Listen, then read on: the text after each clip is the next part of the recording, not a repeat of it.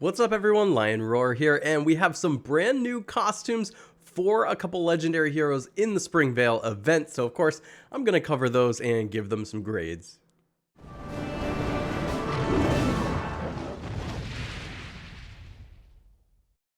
But first, download Gods Unchained if you're looking for an NFT trading card game where you own and can trade your own cards. Use the link in the description to start with a few free packs. Alright, so just as a reminder, there are 3 legendary heroes in Springvale, but they did not all get costumes.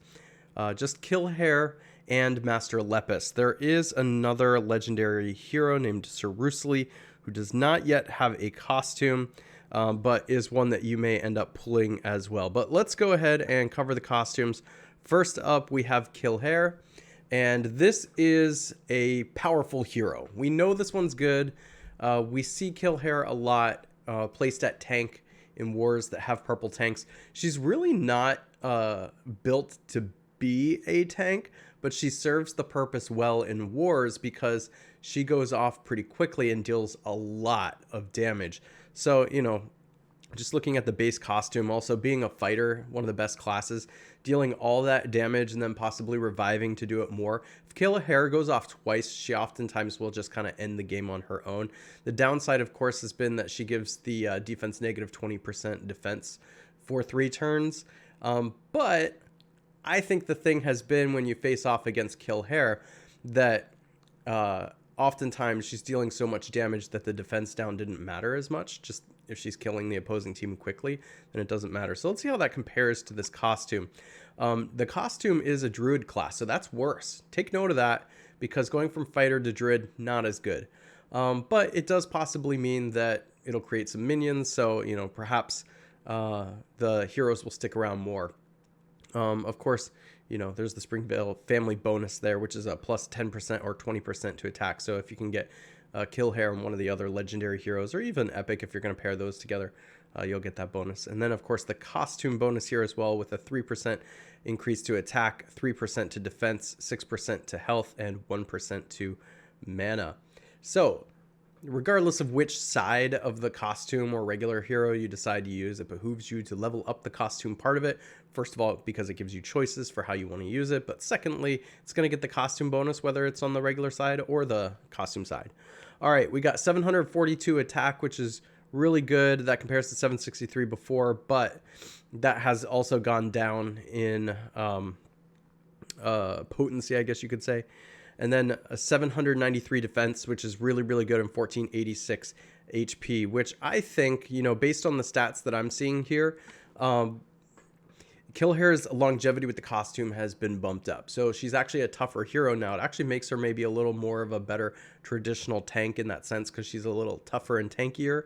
Probably going to survive a little longer to get that special off, but that is sacrificing some of the attack that goes with it.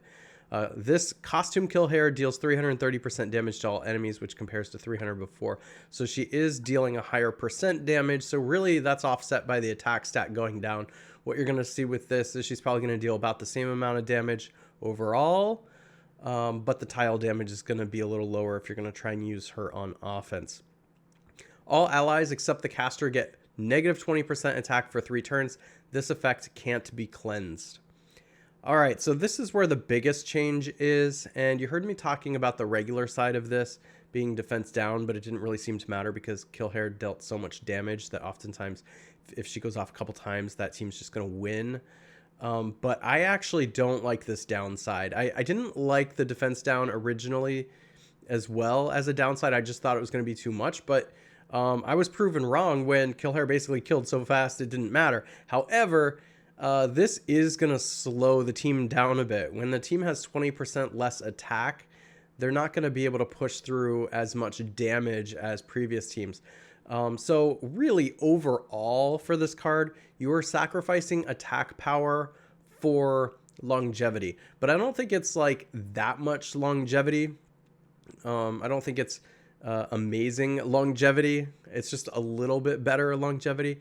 So, you know, considering that the previous Killhair was a fighter and did a lot of damage and did it fast enough that the defense down didn't matter, but this Killhair is going to really kind of mess with the attack of all the other heroes, and as a druid, not quite as good. I still think Killhair costume is good. I think it's really good. Gives you choices. Of course, leveling up the costume gives the regular side a bonus, but I still think the regular side's a little better. I don't know. What do you think? Let me know in the comments.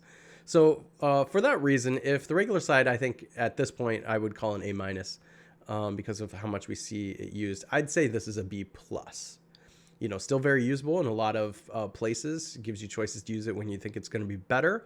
But I'd still use the regular side probably. That's just me. However, they're so similar, both sides of these, that I think there's going to be a lot of varying opinions on this one. All right, let's take a look at Master Lepus. So, you know, compared to the original, which was a druid and is now going to be a barbarian, you know, we had 818 attack, 710 defense, and 1265 HP. They did toughen this one up a little bit too, but the attack is still very, very high. Not quite as high as it was before, but still pretty high. By the way, I love that artwork. That artwork is so good. Okay, just like before, though, Master Lepus is a bit of a glass cannon, so dealing a lot more attack than, you know, toughness. I could say it's easy to kill Master Lepus. You just have to do it before he goes off. Otherwise, he's going to deal a ton of damage. Another strength of him is that he is fast. So he deals 280% damage to all enemies as compared to 410 to the target and minor damage to nearby enemies before. That was a lot of damage before. You know, he's basically a sniper who also deals damage to nearby enemies. But now he's just going to deal it to everybody at fast speed. And that's relatively rare in this game. We've seen a few heroes like this recently. But, you know, when you get a hero that can deal damage to everybody fast, that's usually pretty good. However, there is a downside. Just like with all the Springvale heroes, the caster gets negative 24% mana generation for 4 turns. This effect can't be cleansed. So, although he's fast, he is going to slow down after that and become like about average speed, basically. And so, you just like before, when I was talking about Killhair, you really only need him to go off like twice to probably win when you factor in the other heroes. But I don't think the mana generation decrease is actually going to be all that impactful. Unlike the Killhair costume, which is going to decrease the attack of all the other heroes, Master Lepus doesn't affect the other heroes. So that means they're free to attack high, and that was kind of the benefit of the regular side of the Killhair costume.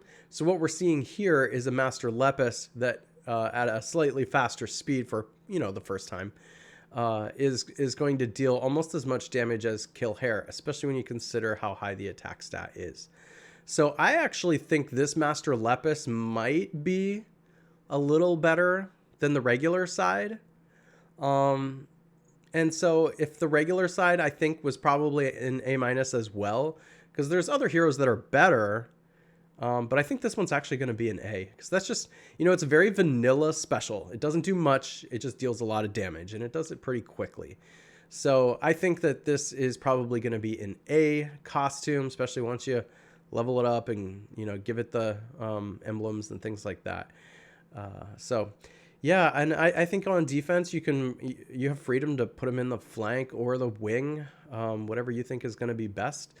And you know, just run with it. He's going to be good on offense and defense. I think he's going to be used in a lot of scenarios all around in the game. So, all right, but let me know what you think in the comments. I just covered the legendary heroes here. There's also a Jack costume as well. I'm not going to cover that right now, but let me know in the comments what you think about the legendary costumes, if you got it, if you think it's worth it, if you agree or disagree with my grades, whatever. And if you haven't already, please consider liking, subscribing, and hitting that bell notification so you know when I drop new videos or go live, and I will catch you in the next one.